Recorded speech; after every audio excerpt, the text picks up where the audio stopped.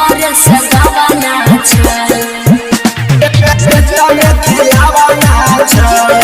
Annu recording studio Delhi.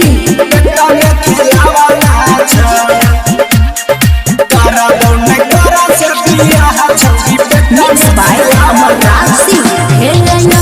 महीना छोड़ा तोहर हमारे सगावाना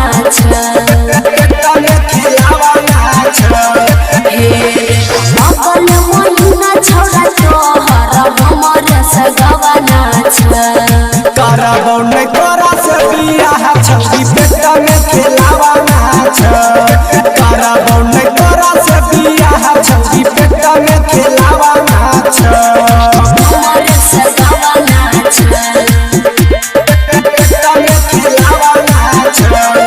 अन्नू रिकॉर्डिंग स्टूडियो दिल्ली।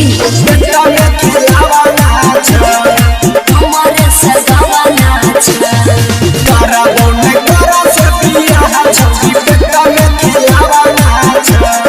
जैसे सत्या घर में है बताया भीतर ओ सोहिर छोरा हम छिए पवित्र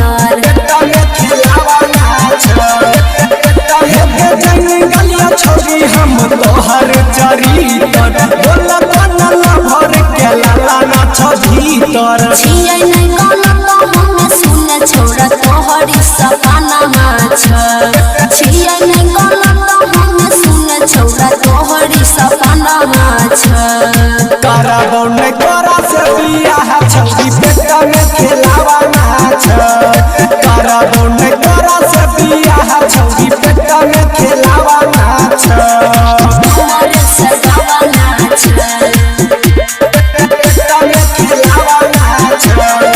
अन्नू रिकॉर्डिंग स्टूडियो दिल्ली। हमारे सगावाना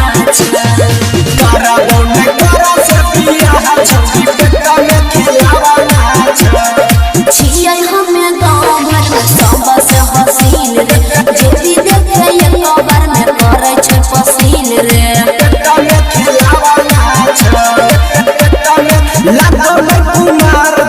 तोहर कठिन गे तोरा भीतर चलो बोले के ताना मशीन गे सनन सनिधि सुन तोहर मनावा के भावना छ सनन